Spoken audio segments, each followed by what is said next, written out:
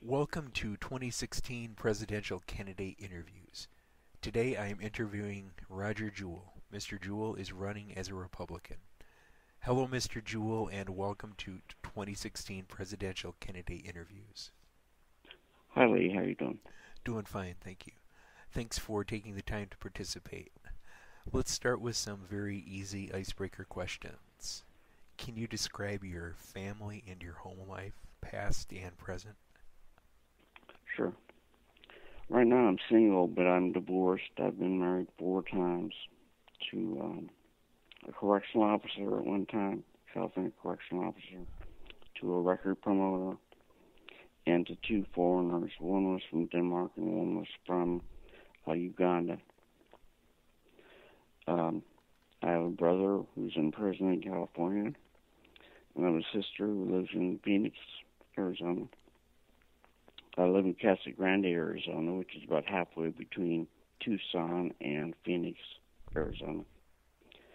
Right now, I'm a part-time lawyer doing Native American Indian law, and I also have a record label. Can you describe your employment, your work experience, past and present? Sure. I receive Social Security disability for depression that I have, and it's regulated by prescription drugs. So I'm stable right now, but I get a little bit of manic depression, and sometimes that's good and sometimes that's bad. Um, I've been a writer most of my life, and I do a lot of freelance writing. I've got 4 books that are published, and I ghostwritten a few of them as well, published books. All right, what are your hobbies and interests? I love music. I love comedy. I'm into space law and space tourism very heavily. And I'm on Facebook a lot, talking to my friends. All right, your favorite places to eat out, if you like to eat out? Sure. Um, Long John Silver's, and I don't know if that's a national restaurant, but it serves seafood, and I enjoy going there. As far as fast food, I don't know how far In-N-Out Burger goes, but that's at least on the West Coast. It's a fast food joint that I just love. Do you have any favorite junk food, candy bars, cookies, anything along that line? It costs a lot, so I don't do it very often. But it's Lindt chocolate. It's Okay. from Switzerland. How about your favorite TV shows and movies? Um, I don't always agree with Chris Matthews, but I like watching Hardball. At least he is qualified to do what he's doing. I like MSNBC's Lockout, the Jerry Springer Show, and one of my favorite movies is Getaway with Ethan Hawke and Selena Gomez. All right, do you have any pets? Any pets? Correct. Yeah, I have one dog. His name is Boo. He just had a birthday yesterday. He's 10 years old. And his name is short for Buddha because my late parents were Buddhists. So it's really short for Buddha. Okay, and the final icebreaker question. Do you have any songs that you consider your life anthem, your motto, a song that really kind of describes who you are? Sure. I've hosted 6 foreign exchange students, and I feel that America is kind of an ethnocentric society. So I try to reach out to other cultures. So my favorite song would have to be "We Are the World." Okay, sounds good. Now we'll get into the serious questions. The most important one, why are you running for president? First of all, I think I'm the most qualified to do it at this time.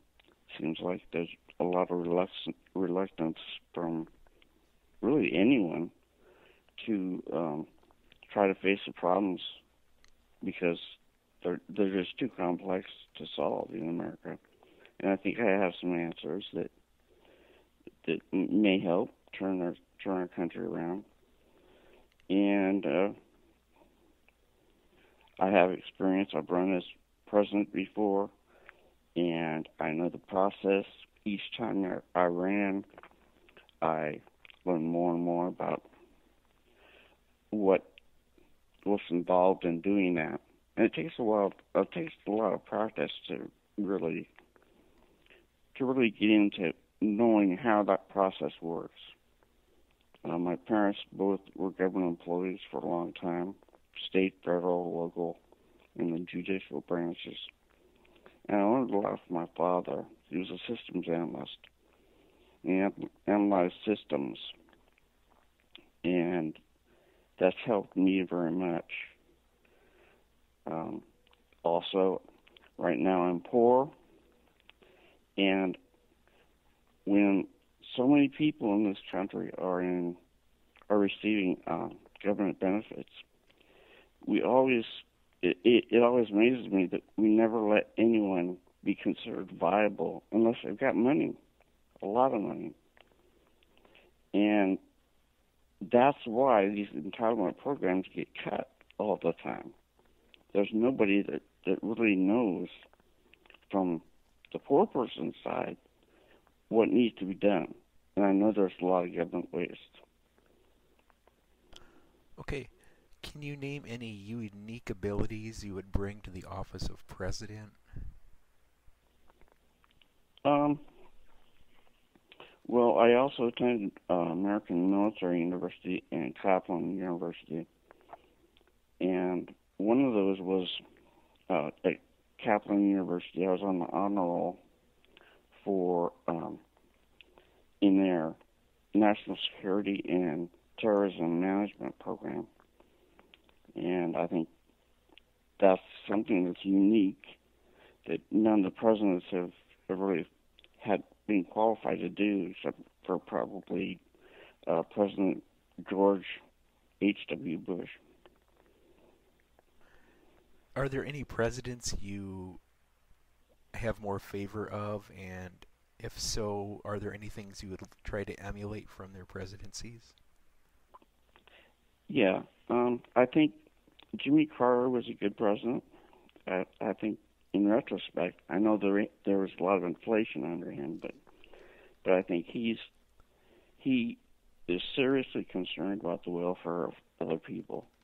He's volunteered on projects like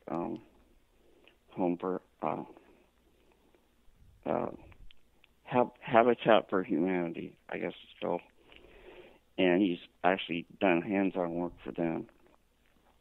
The other one would be George H.W. Bush. He seemed to do things, especially in the Middle East with Kuwait and Iraq. He handled that situation very well, and the others really have not been able to deal with that. All right, are there any presidents you have a negative opinion of and that you would not try to be like? And if so, why? There's really none of them that I would like to second guess their decisions about, unless you're actually involved in it. I don't think you really have access to enough information to try to judge another president.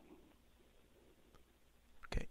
Are there any functions of government you would like to cut or abolish? I would recommend across-the-board cuts in administrative costs, but not a cut to the benefits. It'd be like closing down certain buildings and getting out of those leases and that type of thing. Oh, I know there's a lot of waste in the Medicare program. Having been homeless, I learned a trick that a lot of people use, and that's going in to say that you're suicidal or homicidal to try to get a place to stay. what happens is they'll ask you, are you suicidal or homicidal? And I would reply, yes, if I remain homeless. Do you have a plan? Yes, I would overdose on my drugs. And by doing that, they will put you in a psychiatric hospital, give you free room, free board, everything is, and Medicare pays for it. So instead of doing what most Republicans would say, and that's don't give homeless people anything, what I'm suggesting is paying for them to have a motel voucher and food for the day and transportation, which can cost maybe $75 a day instead of Medicare paying $2,000 a day to house somebody under the guise of being mentally ill. Are there any areas of government you would like to add to or increase? Definitely an individual development account program. That's an account where poor people are allowed to get matching funds from the government of up to a ratio of $8 to $1 that you saved. Now that money can be used for going back to school. It can be used for starting a business, and depending on the program, getting your first house. Now, as far as refugees go, they are entitled to exercise part of that program to buy a car. Americans are not allowed to use that money for a car. And I think that it certainly spurred car sales to assist people in getting matching funds for each dollar they save towards getting a car. Can you describe your stance on taxes and taxation? I think that a lot of people think that raising taxes on the rich is going to accomplish something. It's not. Rich people have access to best lawyers, the best CPAs, tax advisors. No matter what plan you come up with, rich people are going to find a way around it if they really want to. So, in essence, rich people are paying voluntarily. What is your stance on the abortion and pro-choice issue? I don't think it's something for a president to get involved in. To me, it's a ridiculous question because everyone, on either side, neither one know when life really begins. So any abortion allowance, anytime, no matter what you say about viability, there are going to be people that disagree with you, and it's arbitrary. Now, is a baby viable at 2 months and 30 days, but automatically turns viable the next day? No, that it's completely arbitrary. And I think that's just my feeling. But basically, though, I don't think it's something the president needs to involve himself with. All right. What role should our military play in the world? Well, it's called the Defense Department for a reason. We're supposed to defend ourselves, not be aggressors. So we can't patrol the whole world. We've seen Osama bin Laden say he was going to bankrupt our country. And he did. He accomplished what he set out to do because we became so paranoid and so warlike It's like the Roman Empire. They're continuously at war and trying to take over other people's stuff. And, it's the Defense Department. As far as ISIS and the ISL, I think the military should stay out of it. It should be left to intelligence agencies to deal with it. As far as beheadings of kidnapped Americans, I think that we need to take an aggressive stance and start identifying these people, not as a group, but as individuals. Finding out who's behind those masks and going after their families and their loved ones, kidnapping theirs. If you want to defeat a terrorist, you have to think like a terrorist. How would you handle immigration and border security? Having been through law school and being a lawyer, I really feel that there should be a rule of law. You have to follow the law. Now, that being said, what I would do is establish a program so that we transport people to the border that are considering being Americans. They're not here legally. Expediting their applications, letting them stay in the country until their application is processed. 99% of them are going to be able to stay. A small portion, only a small portion, are going to be deported. And that accomplishes helping them stay in the country, doing it legally so they're not paranoid about getting caught or stopped by police or anything. But it also enforces the rule of law. You can't break the law and come to this country. How do you perceive the issue of race and discrimination in America? Do we still face any challenges? Definitely we do. And what I think we're a polarized nation right now. Of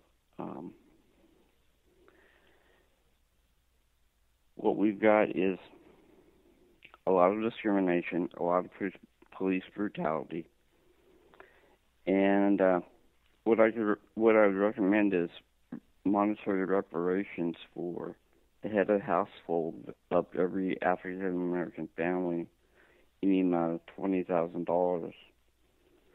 Now, people say we can't afford to do that.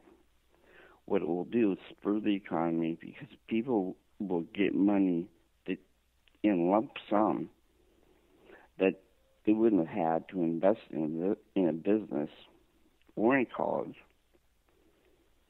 And with the additional assets, a lot of people are going to drop off entitlement programs because of that. It would be an optional program. African Americans would not have to take the money, but they would have the choice of doing that. What role does the federal government play in healthcare? I think that everybody should be entitled to treatment of preventative care and major illnesses. I don't think they should be paying for condoms or birth control pills. If you can't afford birth control or condoms, you have no business having a baby, because you obviously can't afford to have a baby. As far as abortion goes, back to that issue,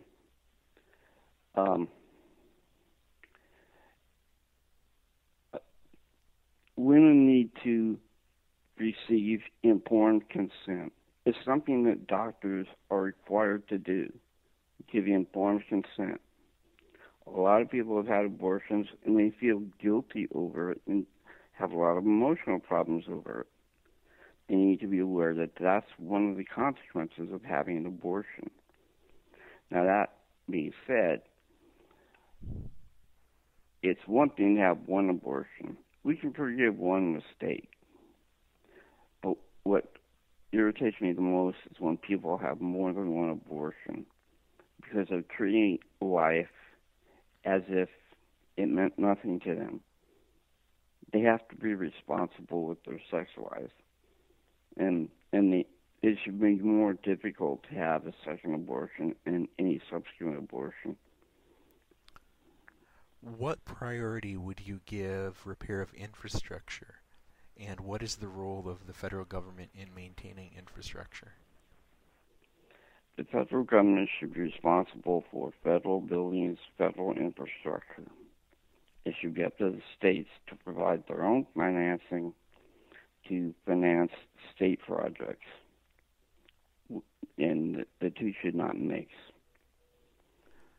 Where do you stand on personal privacy and the need to protect our nation from terrorists?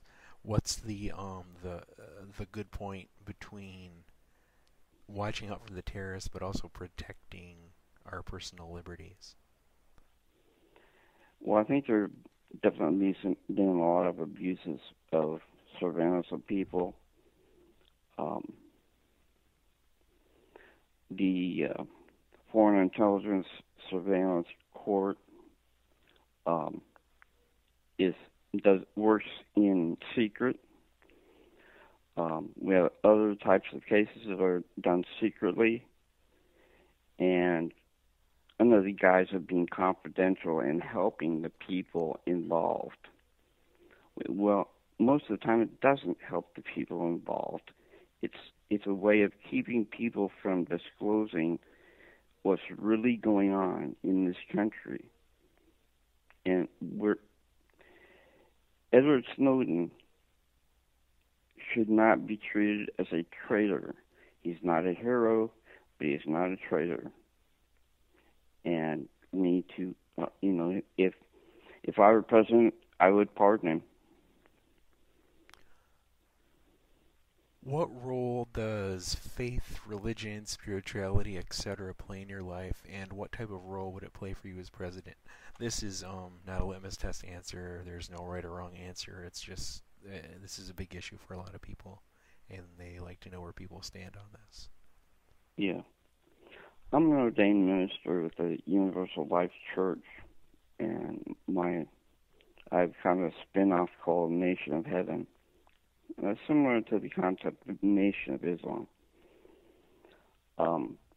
Religion, despite the fact that I'm an ordained minister, should not play a role in our society as far as the government is concerned. It's in the Constitution that that's the way it is.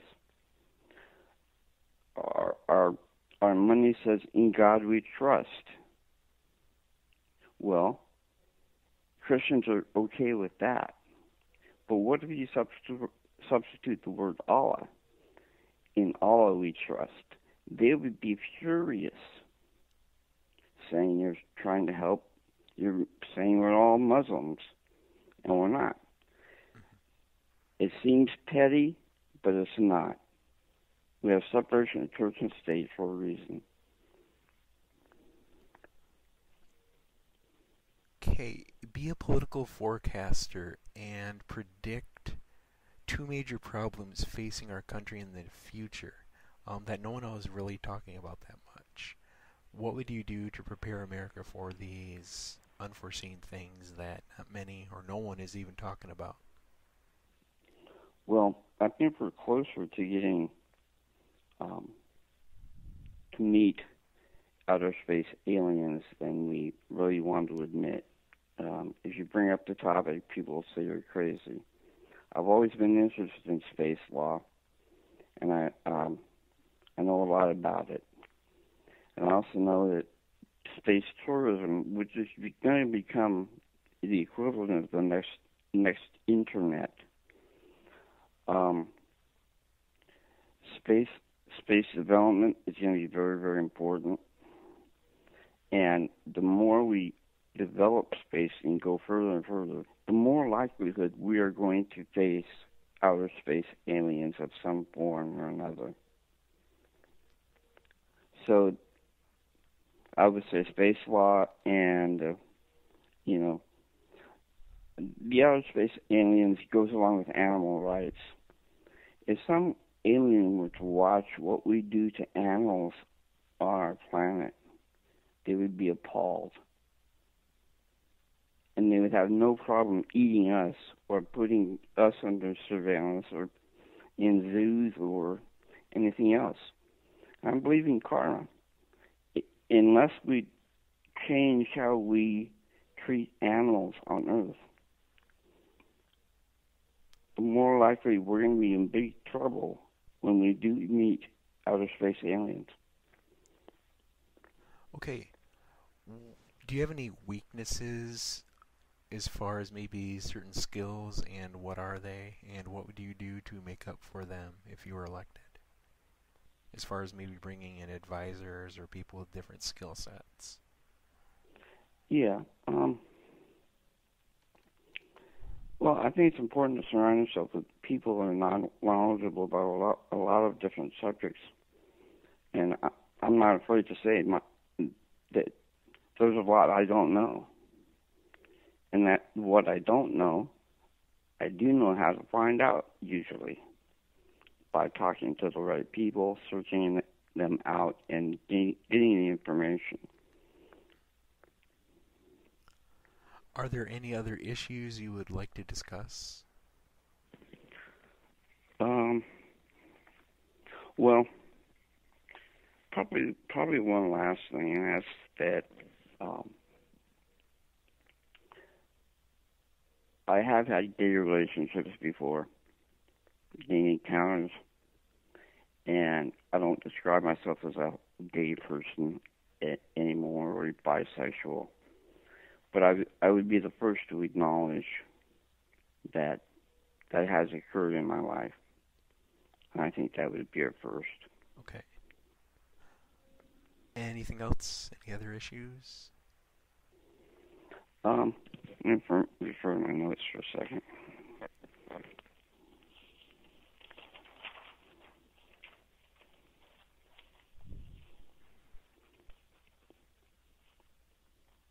I think that probably covers it well enough for right now. All right. And do you have any closing remarks?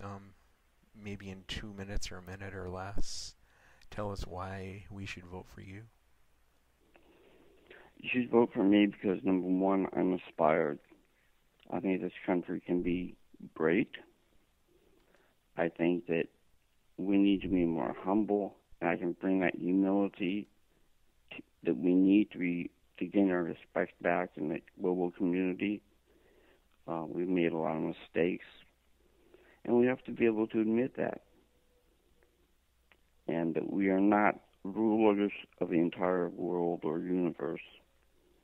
We are a very ethnocentric culture, and we need to look to other countries and cultures to see what they do right or what they believe is right, instead of saying, well, Americans are always right on this, and we're always the leader in something.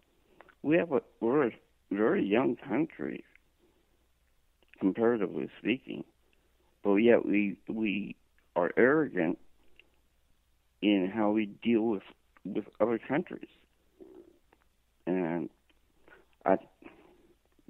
my additional experience as a lawyer, and I've also attended American Military University in a master's program in intelligence operations. And that's critical right now, given the situation we have in the Iraq area. I have a lot of other qualities, but I think those are the main things that I believe in. Okay, thank you, Mr. Jewell, for participating in this interview. I'd like to thank my listeners for listening to 2016 presidential candidate interviews. Be sure to check back in the future for more candidate interviews. For everybody, have a good day, and remember to keep informed, keep passionate, and most of all, keep involved. Thank you. Thank you, Lee.